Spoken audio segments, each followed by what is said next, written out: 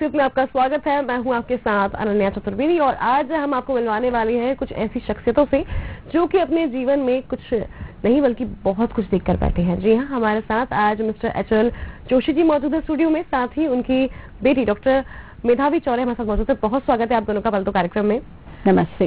तो पहली डॉक्टर मेधावी आपसे शुरुआत करते हैं। जी, आज इस खास कार्यक्रम में क्या कुछ खास आपकी तरफ से रहने वाला है?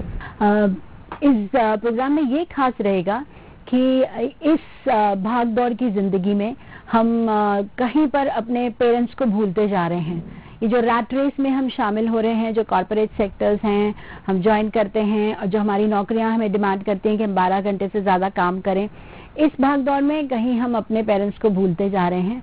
तो इस बार इस प्रोग्राम में हम ये डिस्कस करेंगे कि फैमिली वैल्यूज कितनी इंपॉर्टेंट है और बहुत ज़रूरत पड़ी। आप देखते हैं बहुत टेंशन में है बच्चे, कई लोग ड्रग्स देने लगे हैं, कई लोग गलत संगति में पड़ गए हैं।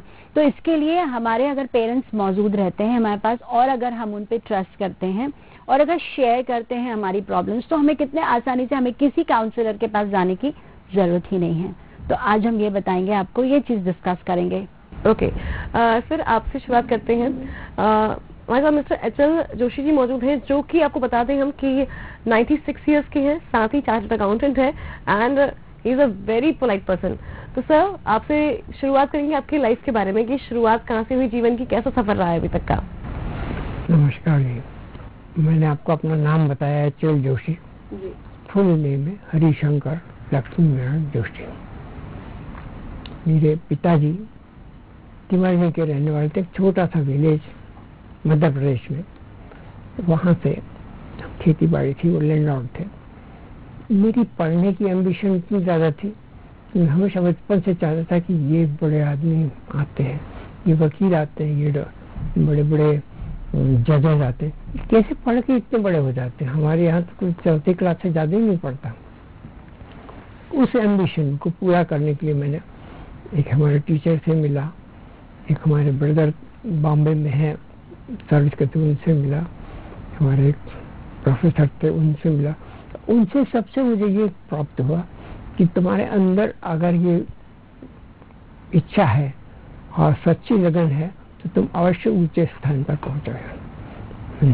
धीरे धीरे धीरे धीरे ऐसे अवसर आते गए कि मुझे वरना प्राइमरी के बाद मिडिल में टाइम मिला, मिडिल के बाद हाई स्कूल में, और बीकॉम पास करने के बाद तो मुझे कलकत्ता के अच्छे अच्छे स्टूडेंट्स, अच्छे प्रोफेसरों से डिस्कशन करने में पता लगा कि इससे भी ऊंची कोई पढ़ाई है।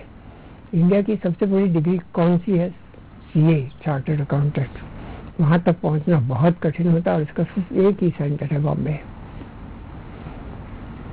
मैंने कहा कभी बॉम्बे पहुँचे कैसे, तो हम अपने घर वालों से डिस्कशन किया, किसी तरह से उनको मना करके हम गए वहाँ। एक हमारी नानी थी, mother, she said that you don't worry, जितनी फाइनेंस की जरूरत होगी बॉम्बे में सब मैं सप्लाई कर, और उसने मुझे बराबर फाइनल तक फाइनेंस किया। तो वहाँ पहुँचने के बाद भी हमको इतनी सहूलियत मेरी लाइफ में कि पता नहीं लगे कि कौन से एजुकेशन इंस्टीट्यूशन है, कौन से ट्रेनिंग क्लासेस हैं, कौन से कोर्सेज हैं। धीरे धीरे उनसे अपने अपने रिश्तेदारों से और अपने मिलने वालों से मिलकर पूछा, बड़ी सरलता से उन लोगों ने मेरा काम बना लिया। एक परमानेंट ट्रेनर की जरूरत थी जिसमें चार्टर्ड अकाउंटेंट्स काम करते थे। उसने मेरे नाम से एप्लीकेशन दे दी और वहाँ से परमिशन आ गई कि हमारे पास एक वैकेंसी है, हम ट्रेनिंग के लिए ले सकते हैं कॉमर्स ग्रेजुएट को। तो उस तरह से मुझे बड़ी इजीली ट्रेनिंग क्लास मिल गई, और ट्रेनिंग क्लास मिलने के बाद हमने अपना ट्रेनिंग पीरियड 3 बरस का पूरा किया, और पूरा करने के बाद जिस एम्प्लॉयर के पास या जिस फर्म में हम काम करते थे उन्होंने हमें ऑफर किया कि देखिए आप, मैंने कहा साहब अभी तो मैंने एग्जामिनेशन दिया, परीक्षा ही नहीं आई है और इसके लिए टाइम लगेगा। तो बोले आप परीक्षा बाद में देना, हमारे यहाँ ज्वाइन कर लीजिए। तो 1 जनवरी 1951 को मैंने वहाँ छोटी सी सर्विस ज्वाइन की एज एन ऑडिटर। उसके बाद में फिर धीरे धीरे पढ़ते पढ़ते सीए पास हो गया मैं 1953 में। उस टाइम पर जब इंस्टीट्यूशन जरूर था, लेकिन यहाँ के प्रोफेसर्स नहीं थे, टीचर्स नहीं थे, पेपर सेटर्स नहीं थे, बुक्स नहीं थी, तो पेपर्स हमारे और स्टडी मटेरियल सब लंदन से आता था। और उसके बाद में एग्जामिनेशन दे करके हमारे आंसर पेपर लंदन भेजे जाते, वहां से जांच करके आते और रिजल्ट आता था। इतना डिफिकल्ट कोर्स है उस टाइम का। 1%, 1.5% रिजल्ट निकलता था सबके बैठने के बाद। खैर किसी तरह से हमने मेहनत की और पास कर लो इस परीक्षा को 1953 में। और एक इंश्योरेंस कंपनी में हम एज एन अकाउंटेंट सर्विस करने लगे। वहाँ के लोगों ने हमें हेल्प किया और हम धीरे धीरे बढ़ते बढ़ते उसके बाद में 1956 में लाइफ इंश्योरेंस कॉर्पोरेशन आया, जहाँ सब इंश्योरेंस कंपनी नेशनलाइज है, उसने हमको और हायर पोस्ट। मैं चाहता था किसी दूसरी कंपनी में जाने का या इंडिपेंडेंट प्रैक्टिस करने का, लेकिन वहाँ के टॉप मोस्ट डायरेक्टर ने कहा मिस्टर जोशी आप जाइए मत, हम लोग को इंस्टीट्यूशन इतना बढ़ने वाला है, don't leave your own house to be occupied by others. अपना घर मत छोड़ो, इसके साथ दूसरे लोग आएंगे बड़े बड़े, और तुम तब तक तो बहुत हाई पोस्ट तक पहुंच जाओ।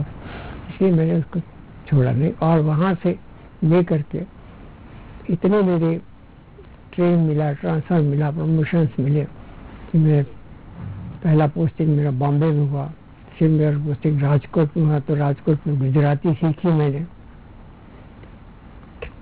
वहाँ का काम बहुत अच्छा होने के बाद उन्होंने कहा जबलपुर का काम बहुत खराब है और लैंग्वेज वहाँ हिंदी चाहिए, तुम हिंदी स्पीकिंग हो। वहाँ मैं जबलपुर गया, वहाँ का काम इम्प्रूव किया 3 बरस में। उस पर फिर उन्होंने प्रमोशन दे करके फिर मुझे बॉम्बे बोला कि आप हम एक नई जनरल इंश्योरेंस शुरू करना चाहते हैं, उसमें हमको आपके जैसे लोगों की आवश्यकता है, आप उसको ज्वाइन कर लीजिए। वो भी LIC का एक पार्ट है। मैंने उसको ज्वाइन कर लिया और ज्वाइन करने के बाद में फिर मेरी प्रोग्रेस एज ए 3 साल के बाद डिवीजन मैनेजर हो गई जगह जगह। पहला पोस्टिंग मेरा 17 में हुआ था और उस टाइम पर ऐसी वो थी कि लोग पहचानते नहीं थे कि इंश्योरेंस क्या चीज़ होती, कैसे करना, कैसे जो। तो एक बार वहाँ हमारे डिवीजन का ही एक यशवंतराव चौहान नाम के मिनिस्टर थे, he was finance minister that time. हमारे LIC का, बैंक का, सबका इंचार्ज वो ही था। उसकी विजिट हुई वहाँ। मैंने अपने जो साथी थे उनसे कहा भाई ये उनसे कैसे मुलाकात हो सकती है? अरे साहब बोले मेरे कजिन ब्रदर है, उनका PA है, जैसे आएगा मैं आपसे मुलाकात करा दूंगा। इतना इजीली हो गया। उन्होंने भी हाँ कह दिया। हम गए जहाँ सर्किट हाउस में ठहरे थे। मैंने इतना खुश हुआ कि आप यहाँ पर आए, इतने सतारा को लोग कैसे रहते, आप इसको डेवलप करिए। सतारा के लिए बड़ी अच्छी बिल्डिंग हमें चाहिए, हम बहुत बड़ा ऑफिस बनाना चाहते हैं। मैंने कहा साहब आपने कह दिया, मैं इसको पालन करूँगा। जाने के पहले वहाँ आपके लिए फर्स्ट क्लास प्लॉट देखा। इतने खुश हुए वो देख करके।